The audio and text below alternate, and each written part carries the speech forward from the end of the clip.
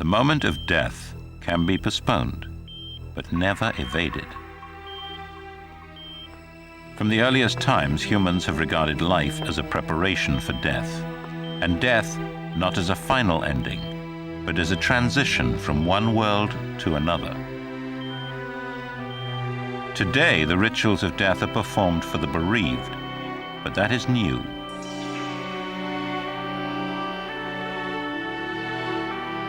This moment would traditionally mark the start of a complex preparation of the body for the spirit to journey to the next phase of existence.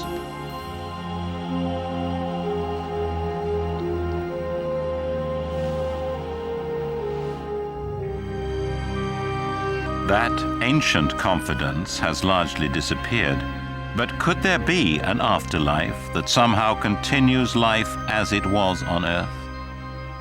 Join us on a journey of discovery as Reader's Digest's Mysteries of the Unexplained presents Sacred Places and Mystic Spirits. Which used to be seen as the center and purpose of the universe, now appears as a small haven in an infinite void.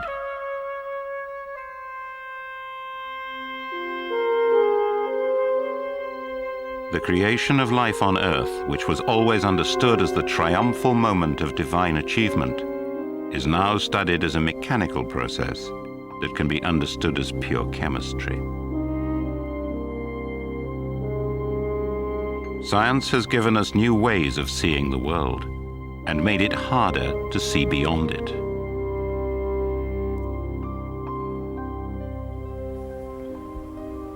All our ancestors in every civilization shared a different view. They were certain that this world was part of something beyond matter. This was not a theory to debate. The physical forces of nature were seen as direct evidence of sacred power. Human beings strove to interact with the supernatural and the divine. The shells of their achievements have long outlasted the rituals for which they were constructed. These great buildings were not put up because of a whim or a theory, but because of certainty that they had to be built. In Mesopotamia, spectacular ziggurats.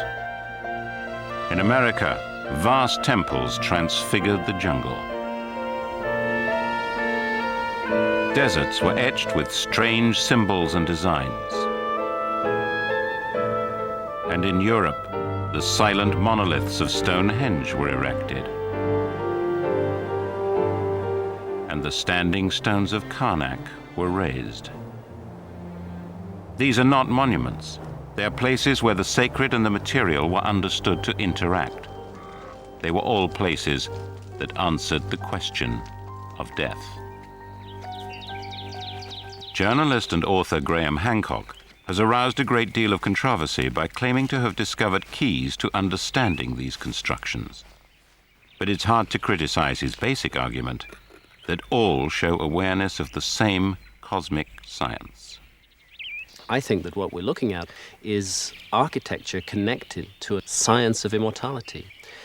The fundamental obsession of the ancient world was not with this life, but with life after death. Seeking a pattern forged in stone, a pattern repeated over and over again across the globe, Hancock has explored many of the sacred sites of the ancient world. All around the world, we have sites made of enormous blocks of stone and incorporating precise alignments. You can go to Stonehenge and find precisely the same alignment with the winter solstice sunrise there. Karnak, Avebury, in Europe. These are all part of a system designed to facilitate the passage of the soul from life into death. Evidence for this ancient science may exist where it's least expected, even on the borders of New Hampshire and Vermont. The entrance to this apparently ancient stone structure, like Karnak and Stonehenge, is oriented to the path taken by the sun at the winter solstice, the shortest day of the year. According to Hancock, this structure could be one more link in a chain of knowledge that reaches back into the depths of time. We don't know who built them. We really don't understand how they were built. They don't tell us anything about themselves. We're left to wonder why they were built. Hancock believes that these monuments contain real science, that they represent actual knowledge, as well as a world of shared belief. And the rituals of ancient people like the Celts and their Druid leaders are clues to their knowledge about the spirit world, where humans go after they've left this life.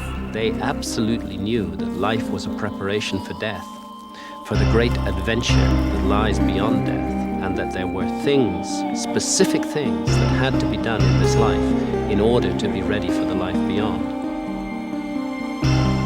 Rivers, springs, and lakes were all sacred to the Druids. These places were like doorways between the living and the dead.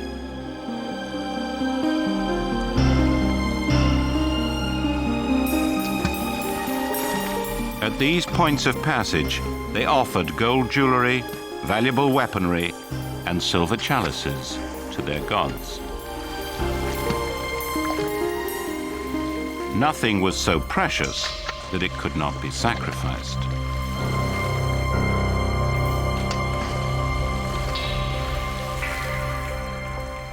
In 1984, a window into this vanished world would open.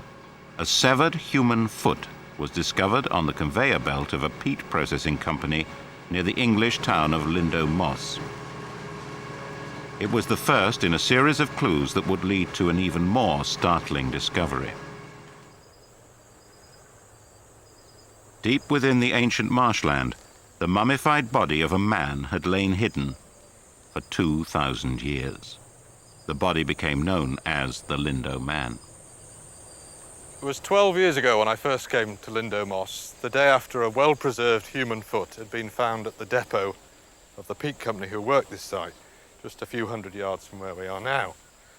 As the local archaeologist, I've been invited to come out and explore the site the following day. And I walked out to almost where we're standing now, and to my amazement, poking out from near the base of one of these sections was a flap of skin, well-preserved human skin. The body we now know as Lindo Man. The Lindo Man was uncannily well preserved. His skin was smooth and supple. Even his eyelashes could still be seen. He had neatly trimmed hair, a neatly trimmed beard, so he obviously took care of his appearance. His fingernails, which we found, were wonderfully smooth. Even under the microscope, they looked smooth. This intimate evidence convinced archaeologists he was a man of the highest rank. But what had brought him to such a fate? Above the ligature mark, A forensic pathologist mapped the final moments of Lindo Man's life. It was a remarkable sequence of events, one that ended in human sacrifice. Well, it looks like a cutting wound rather than something which has been produced after death. Step by step, the sacrificial rites of the Druids have been reconstructed, just as they unfolded 2 millennia ago. The Druids described everything in 3 parts. The world was a 3-fold repetition. It seems likely that this offering involved 3 forms of death. The victim was taken to a sacred grove in preparation for the 3 ritual stages of Druidic human sacrifice. First, a strong cord of animal sinew was knotted around his neck and tightened. Then came 2 savage blows to the head. Finally, a knife was used to sever an artery in his neck.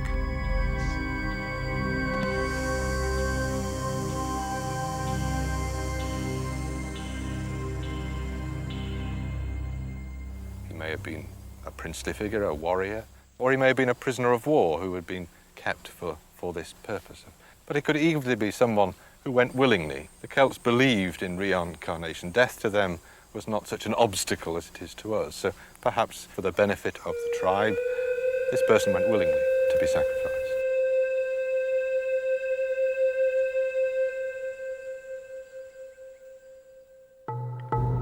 Most of us are not so certain of life after death. We do not speak as people used to do of consulting the spirits of our ancestors. But there are plenty of people who describe the shock of being confronted by the dead. The trouble is, ghosts have no place in our reality. So what is in room 10 of the Bell Hotel in Norfolk? In the last century, the town was shocked by the murder of the owner, Elizabeth Radcliffe. She was killed by her lover, a stable hand, and at the trial that followed, it emerged that he was also her daughter's lover. To everyone's horrified fascination, the girl committed suicide in room 10 of the Bell Hotel.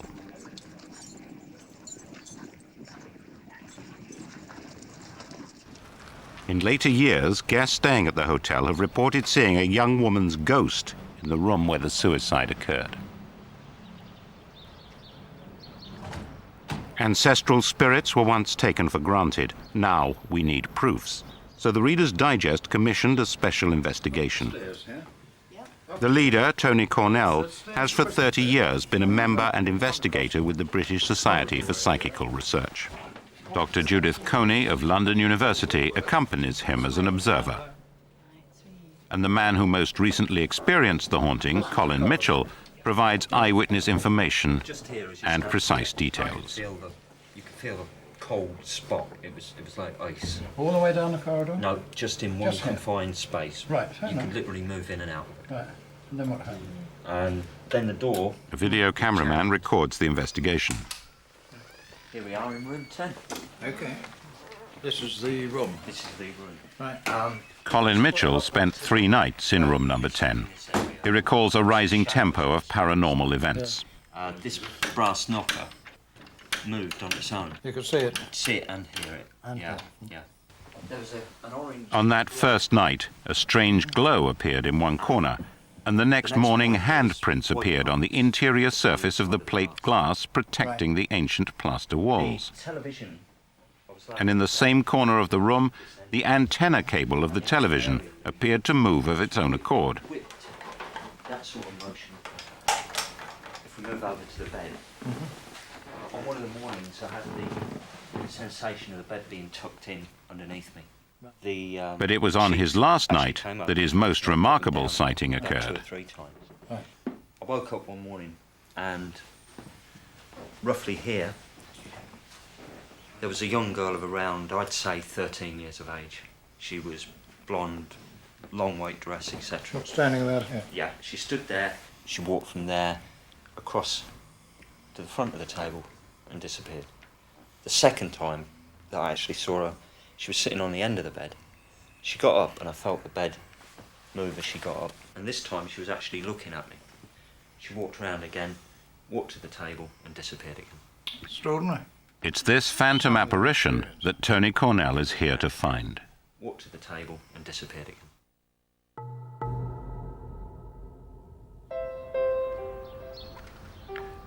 Why are so many ghost tales set in old buildings and castles? Do these somehow play the role for us, in imagination or reality, of sacred stones and monuments? Or is it possible that they keep the trace of powerful emotions or the horror of a single moment stored in their fabric?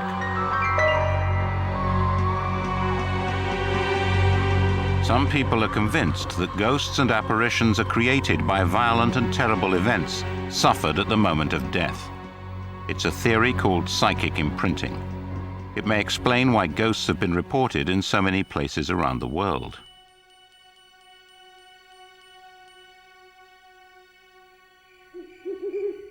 Here, for instance, deep in the Auvergne region of southern France, is the Château de Vos, a place that harbors memories of a love gone tragically awry. In the 16th century, the lord of the chateau seduced a young woman named Lucy. His wife, discovering the adultery, demanded immediate revenge. Lucy was brutally murdered.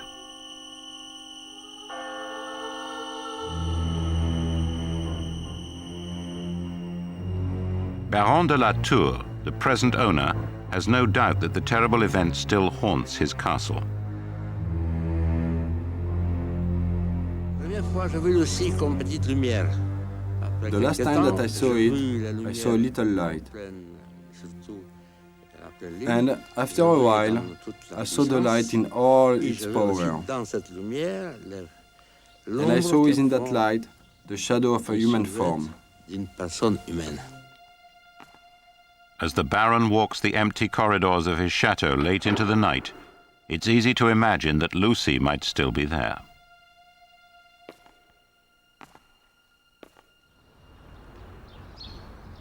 Tales of the supernatural are almost commonplace amongst Europe's ancient homes. But certain sites seem overburdened by all the history they've seen. Standing on the border of England and Scotland, Chillingham Castle's 1,000-year history is stained by bloody deeds. And its foundations rest on the ruins of a 7th century abbey that was besieged and pillaged long ago.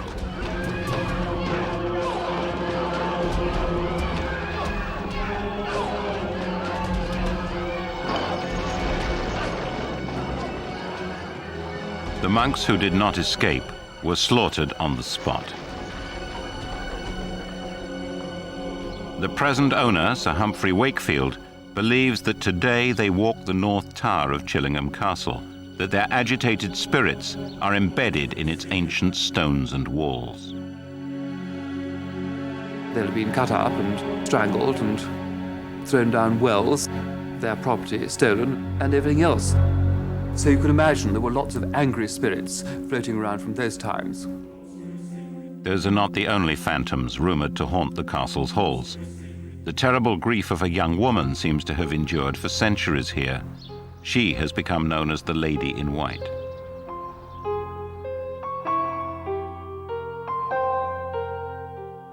The White Lady, she was wandering, looking for her husband, one of the earls that controlled this place. Sometimes she'd be seen walking up and down the stairs along the passages.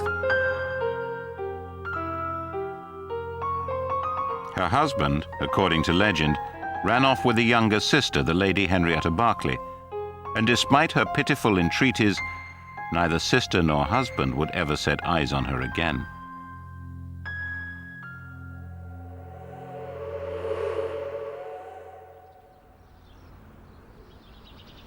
But the most famous ghost of Chillingham Castle was the Radiant Boy. His keening voice once terrified many an unsuspecting guest. Radiant Boy appeared for a few hundred years, and we don't quite know who he was, but again, he appeared many, many times, and he would come out of a wall in what is now the Pink Room.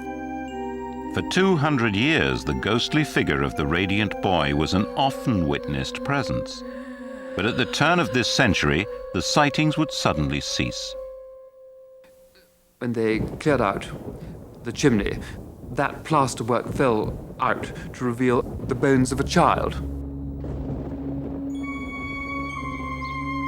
The child's identity remains a mystery.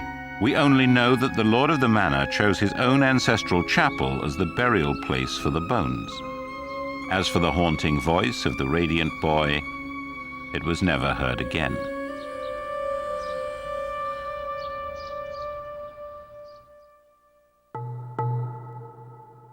Well, now look, here we've got a plan of room 10. The investigating team has gathered in a suite at the Bell Hotel. They're here to review the evidence and develop the best strategy for securing their ultimate objective: concrete evidence of a ghost. Collins in the bed here, and sees a girl of about 13. A special model has been prepared, accurate in every detail, to identify the best placement of cameras and sensors. One or two things. The room goes cold, they hear some footsteps. Yeah. But in this particular case, they had 15... Science can only detect what can be measured. But even if you can measure the presence of an apparition, does that make it real? Or are you measuring the effects of belief? Did he believe in ghosts when... No, he didn't. No, that's another interesting thing. Both he and his wife... The search for a rational explanation means considering fraud, hallucination, and tricks of the mind. It was just the interest. What was going to happen next? 15 different... What was next? Right. In those moments between waking and sleeping, sometimes, for instance, people have a feeling that they're falling. But how actually Right. can you explain then the feeling of a sheet hitting your face, coming down, hitting your face, coming down, and then the feeling that the sheets are being tucked in? I can't, except to say that's the interpretation that you put on the event, and I don't know whether that's actually happened. No, what I'm saying is here, how can you explain the fact that sheets are tucked in underneath you? So actually, when you looked, you saw the sheets tightly tucked in. You felt... Strange behaviour for a ghost, isn't it? Well, there's no story. The real difficulty is to understand what the investigation could possibly find a ghost to Are they be. as frightened of us as we are supposedly of them?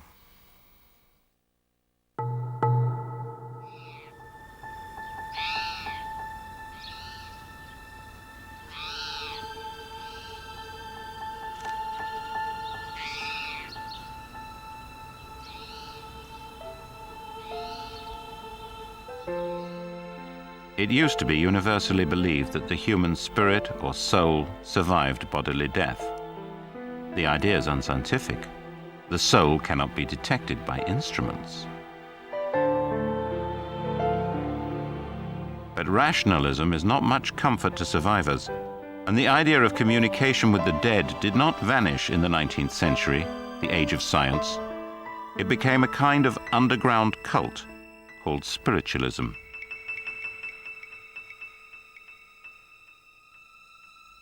Spiritualists claim to offer direct communication with the dead, not as a system for regulating the living as happened in ancient cultures, but as a sentimental way of comforting the bereaved. Voices of the dead actually seem to speak out loud to gatherings of the living. You were not talking to some disembodied spirit, you were talking to the spirit of your aunt, your father, your mother, your lost child. In the golden age of spiritualism, it was widely accepted that certain people with special gifts could communicate with the dead. They were called mediums. Their most celebrated ritual was the séance.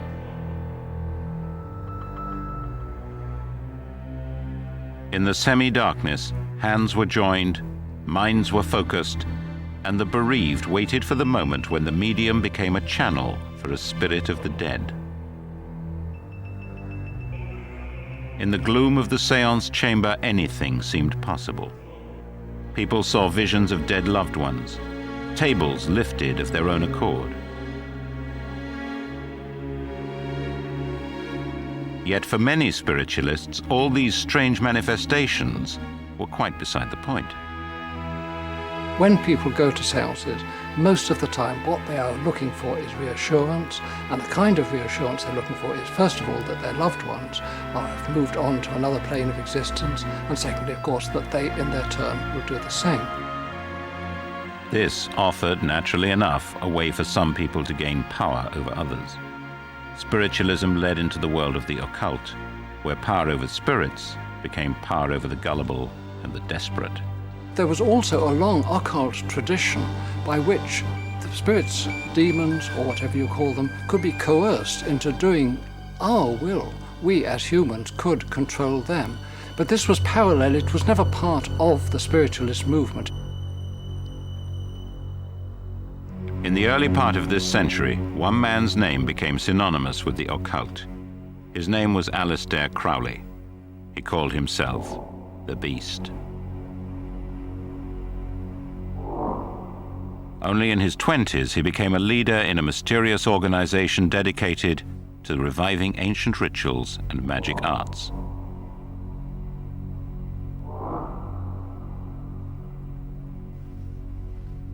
But the so-called Hermetic Order of the Golden Dawn proved too restrictive. He broke away to found his own secret society and learn the blackest of the evil arts. Crowley courted the darkest of all powers, seeking to penetrate the veil that separates the living from the dead. Rumors of drug abuse and perverse sexual practices swirled around him. Finally, his dark ambition drew him to the brink of madness. denounced by the media as the wickedest man in the world, abandoned by both followers and friends, the beast died penniless in England.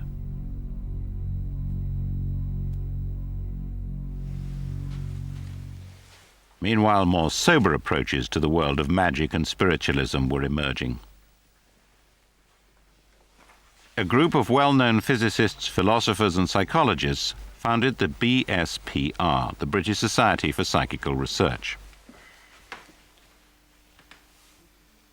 They conducted the first genuinely scientific investigations of spiritualist and other paranormal claims.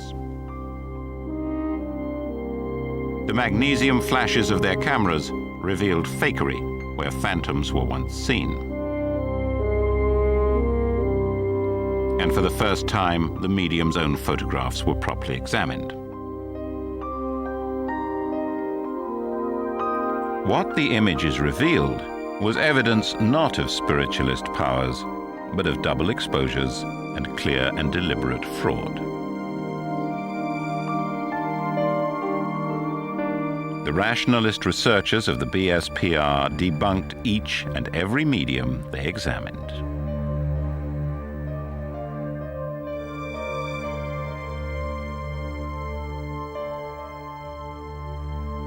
But the hard-bitten skeptics of the BSPR did not dismiss all psychic phenomena. Even today, its members believe that some events remain unexplained.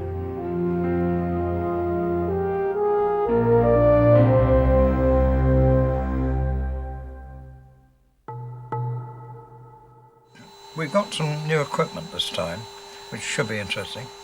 We've got a thermal camera here, which we're going to put in the room, I think in that area there. It picks up differences in temperature. Put it on like this. Now, you can see if I pointed at Colin, you can see that he's got a red face. That's the heat. It'll come round to you like that, don't you see? So it shows your temperature thing. What we'll do is we'll put it in the room. It'll pick out, doubtless, Colin if he's in the bed. And if there's a ghostly figure walking across or an area that shows a difference in temperature, then we can concentrate upon that. Let's get these things laid out. Now what we want to do, you have one of these and help me put this down. She walks that way, you put one down there, and we'll these, put one here. What, trigger with movement? Yes, that's right. Right. So if she walks through there, we'll set them off. Right. We've got a temperature gauge here. We've also got a sound. If she makes a creaking noise on the board, that light will come on. We'll put that up there, shall we? Right. Facing there. Okay. So if there's any noise of the kind of that she's supposed to make on the floorboards, that light will go on. Great. Then we've got here, we've got the thermal camera. We've got the infrared camera here. And that's facing the bed. That's it, and that's on a time lapse. Right. And then we've got the thermal camera there that will show us any changes in temperature in the room. So we're pretty well all set. Shall we go in and look at the monitors now? Brilliant. Jolly good. Okay. Let's try it. See what we can see. Jolly good.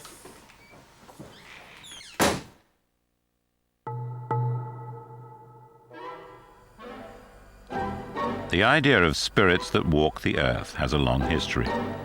So does the idea of spirits that mess about. Playful or trickster spirits are part of folklore all over the world, but now people feel uncomfortable with the idea of goblins or pixies. If this happens, perhaps it's caused by some power of the human mind. For Pixie, read Poltergeist. It sounds more researchable.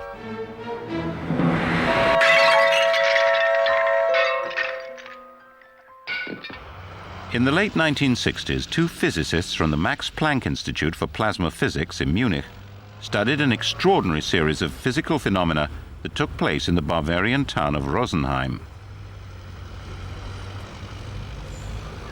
As this dramatized reenactment from Dutch television shows, the case quickly became sensationalized. Still, some of the facts do check out. A young German girl named Anne-Marie Schneider did begin a new job in a downtown office. And with her arrival, a series of strange and inexplicable events were reported.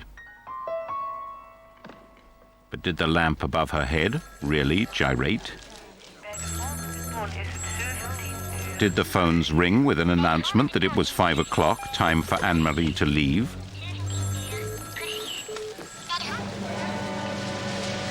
And as the clock sped forward, did the place explode?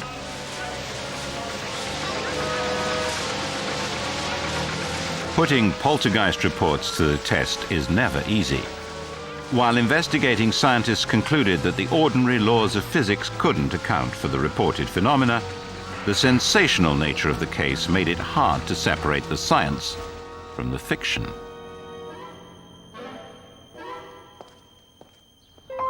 Still, the events that took place in this ordinary terraced house in Enfield, England, were so well documented that a fair assessment may yet be possible.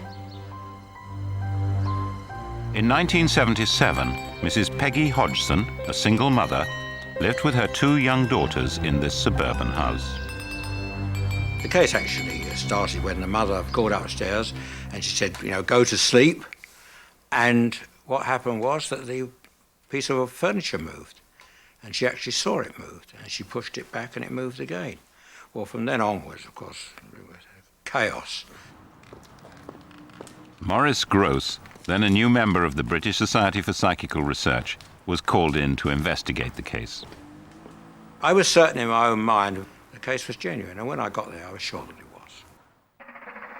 Small objects started to fly around, Lego bricks particularly.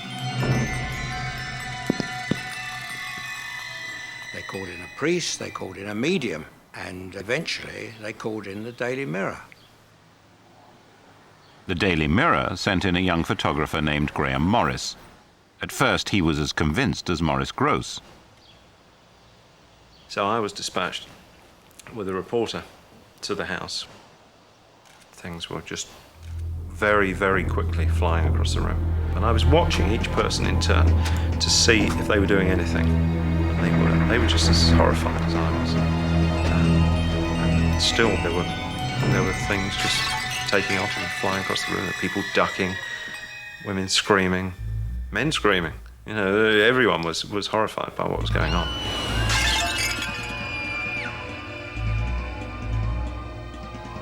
The Enfield Poltergeist became a sensation. But as newspapers across the country picked up the story, doubts began to arise in Maurice's mind. My belief in the whole case, I think, really changed over the time I was there. Things that were happening in the house the next day were in the paper. It turned it almost into a bit of a circus.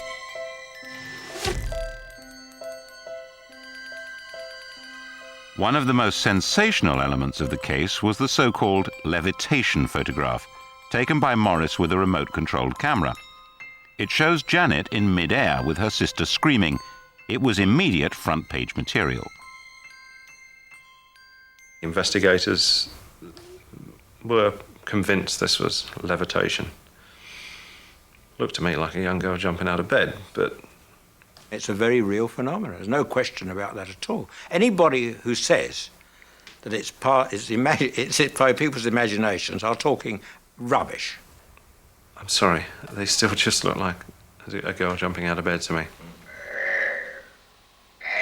The story took an even more bizarre turn when Grosse claimed to have discovered a spirit voice speaking through Janet. Come on, let me hear you say my name. That's not my name. Come on, my name's Morris. Let me hear you say it. Morris. First of all, I thought it was discarnate voice, that is, coming from nowhere, but eventually I realised it was coming from the girl Janet. And when I challenged her, I said, Janet, that voice is coming from you. She says, oh, no, it's not. I said, if it's not coming from you, Janet, where's it coming from?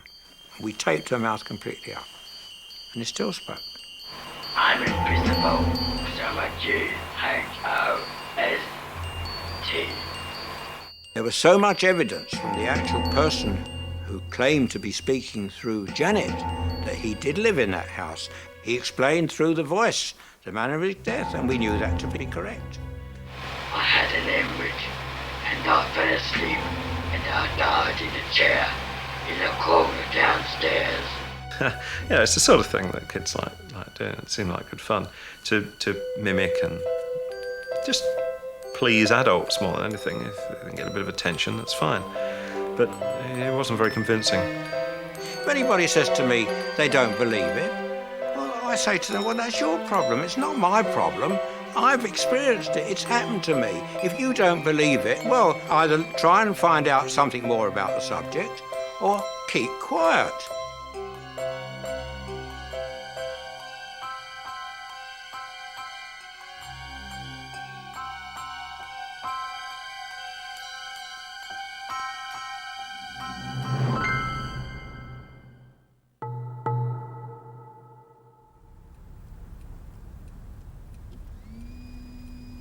Once more, the surveillance camera sweeps the room.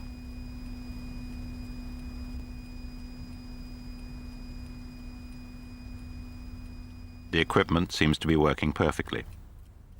It's very late. We're in the dead of night. I tell you what is interesting, and that's the thermal camera there, see?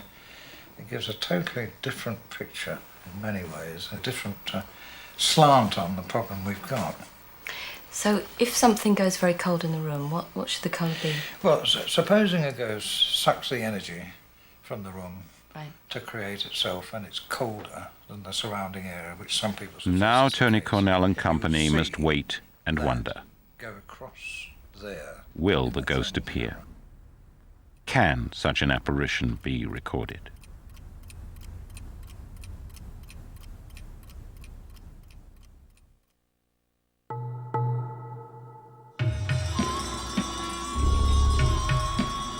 In many parts of the world, the passage from life to death is not imagined as a final journey. For the followers of Buddhism, it's merely a brief interruption in the unending cycle of birth, death, and rebirth that all living things must endure.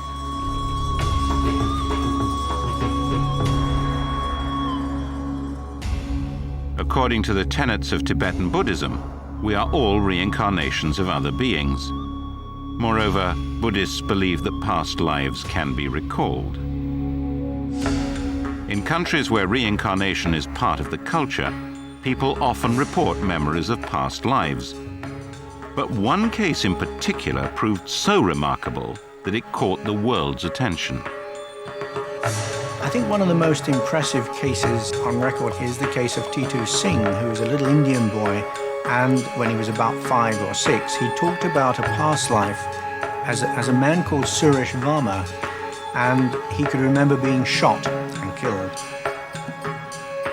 Titu's vivid memory of this violent event prompted a search for evidence to support his incredible claim.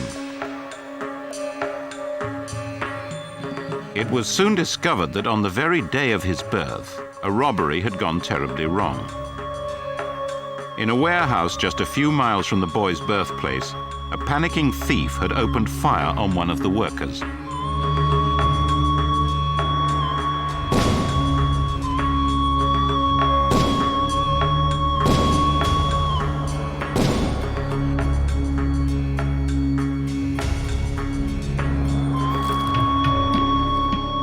The gunman's victim, a man named Suresh Varma.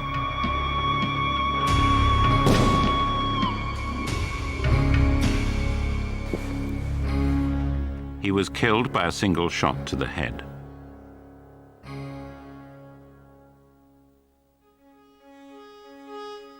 The boy's claim of reincarnation is said to be backed up by physical evidence.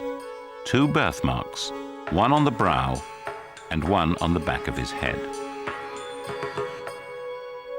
When the autopsy report is compared to the birthmarks on his head, it is found that the birthmarks on his head are exactly in the same position as the bullet wounds in the head of Suresh Varma. Not only that, but the wounds are slightly different in size, and they are exactly the same as the entry and the exit wound on the person he remembers. So physical marks are something that provide another degree of evidence above past life recall.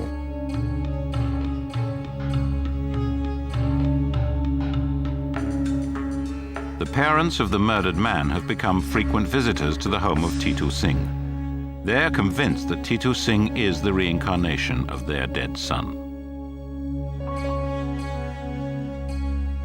We need to open more people's minds to the possibility that we are more than just this body, that we should be thinking more about what will happen to us in the future.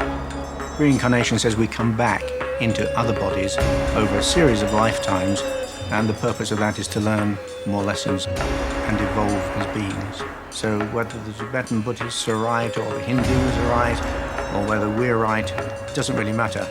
I see it as a natural, universal law that will take effect regardless.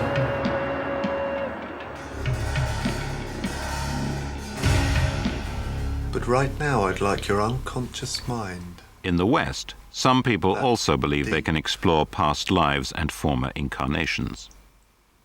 Your previous lifetime as Melissa. Miles Austin is a hypnotist who uses past life regression as a therapeutic technique.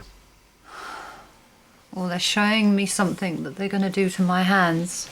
Past life regression therapy is actually a fairly straightforward form of therapy where we regress someone or put them into a trance state and then very gently take them back to a previous Being life. held back. Carol Lawson used to suffer from a debilitating and mysterious affliction of her hands. After a series of failed remedies, she turned to regression therapy. It's okay, now just step back. We went back, we didn't quite know where we were going to go, we didn't know what we were going to find, we didn't know if it was going to work. And we eventually found this person called Melissa, and through a series of questions from Miles, we found that it was 1608. Oh, they're taking me down these steps and I don't want to go. Suddenly the breathing rate increased dramatically, facial muscles changed, and there was an enormous amount of movement with Carol's hands. Ow, I've been caught. Ow, and he's pulling my hair. It's okay. But even now, when under hypnosis, Carol seems able to revisit a time of terrible torture. She's convinced these events really happened, but in a former life. It was just intensely emotional and very, very powerful. Almost, I mean, it was a situation that sent shivers down my spine when I was actually going through it. But it was something that we had to go through. We had to change that memory and relax and feel. Carol's descriptions of her former life cannot be verified. Her hands, however, are completely healed. Can you describe more what it feels like?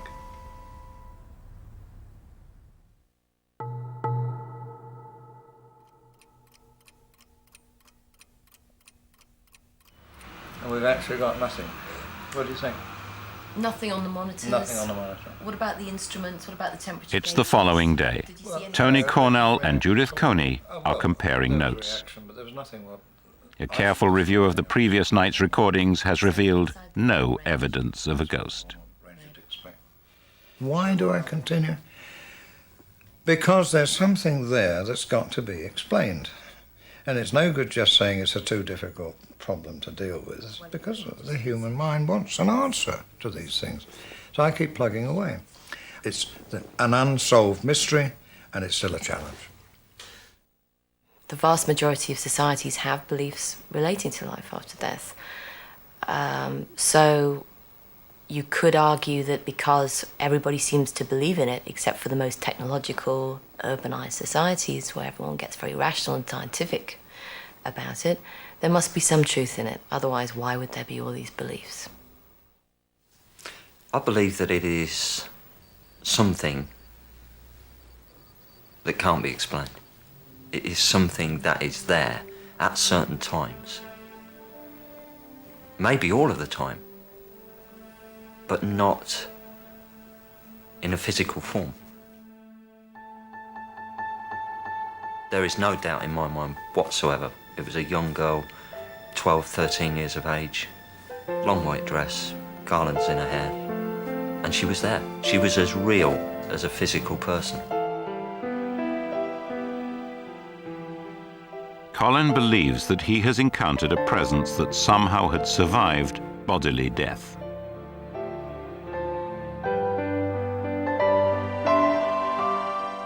it was real. It was there. And I think I'll always say that. In my mind, it was there. It was real.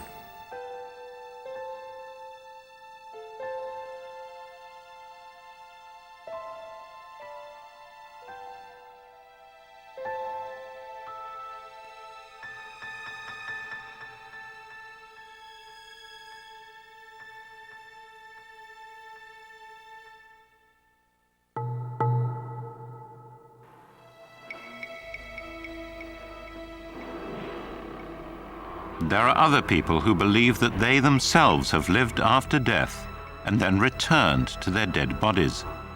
There are cultures which seem to have explored the boundary between life and death very thoroughly. In the most literal sense, this seems to have been true in Haiti. Stories of zombies, the walking dead, are quite central to voodoo. They fascinated storytellers and movie makers, and they seem to be very firmly rooted in fact. Voodoo is a never died. He was instead a zombie. The zombie phenomenon is clearly more than myth. American anthropologist Wade Davis has unlocked many of the secrets of voodoo. By voodoo definition, a zombie is an individual who has had their soul stolen by sorcery, brought into the grave, somehow magically resuscitated from the grave in this passage of death, and then is reinvigorated by the magic of the sorcery to be led away to an uncertain fate, a fate that is almost always said to involve enslavement. A helpless victim can only watch in horror as the rituals of their own death and burial are performed.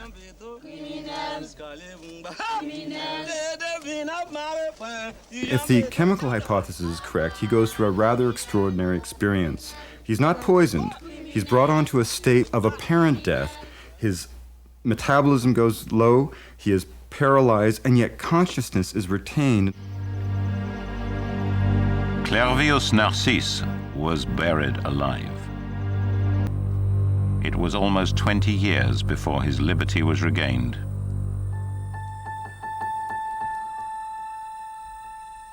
A 1,000 miles from Haiti lives a songwriter and composer who has also come back from the dead. But her coma and resuscitation was organized by doctors, not voodoo priests. To protect her privacy, we'll call her Mary Williams. In 1990, doctors discovered a swollen arterial blood vessel, an aneurysm, deep within her brain.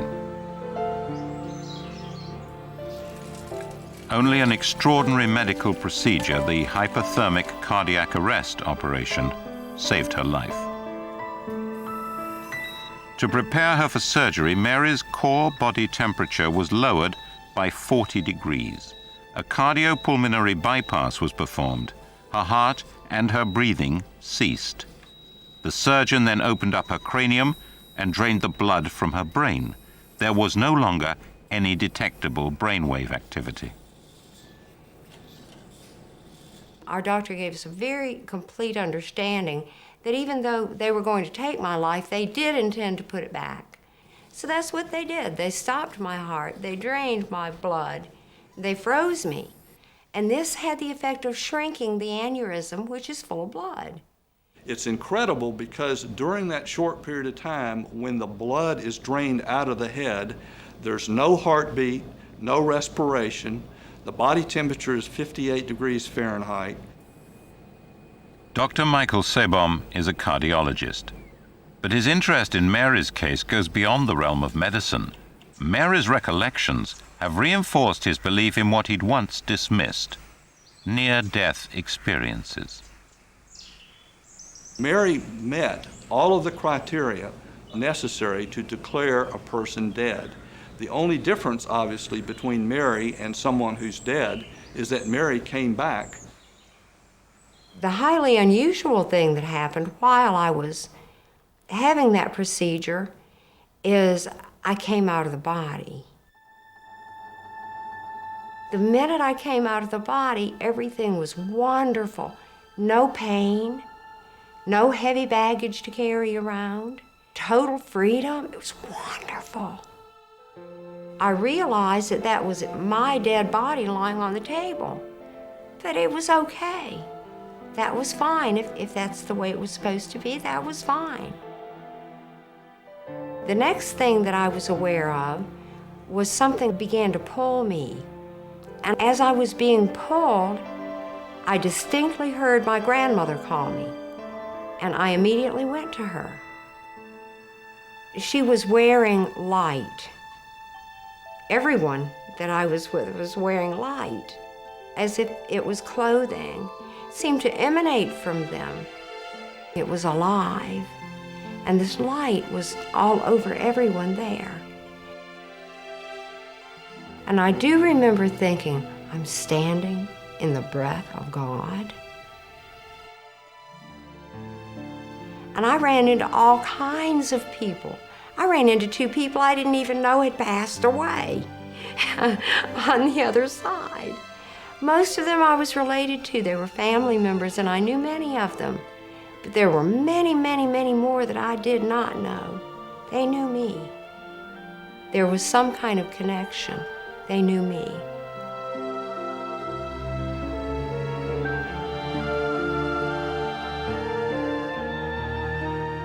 There came a time when I was to return to the body. My uncle brought me back. And that was okay. I knew I was going back. That was all right. But when I got back and I looked at the body, I didn't want to get in it at all. It looked kind of like a train wreck, and I knew it was going to hurt a lot. And I had the sensation of being pushed, like whoosh, back into the body. Immediately, I felt like I'd been pushed into a pool full of ice water. I don't know what it means. What it means to me is, regardless of what caused it, it was a wonderful, healing experience that taught me that there is nothing at all to be fearful about in dying, the natural process of death. Regardless of where you sit on this issue, it doesn't matter, does not matter. For me, rising up out of that body and feeling that perfect peace and harmony with the entire world, being able to carry a goodly bit of that back with me. I can only say wonderful things about dying, wonderful things. Nothing to fear, nothing at all to fear.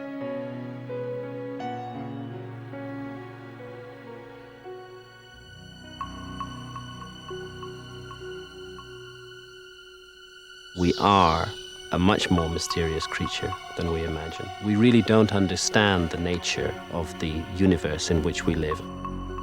Strangely, if you look at the ancient texts, what they repeatedly say is that this life is the illusion, and the life beyond is the reality that we should come to know.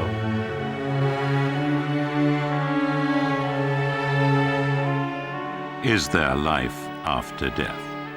Did human beings once really know truths about this that we have managed to forget? Science itself is a journey towards knowledge. Perhaps we are traveling towards the rediscovery of truths that were once taken for granted.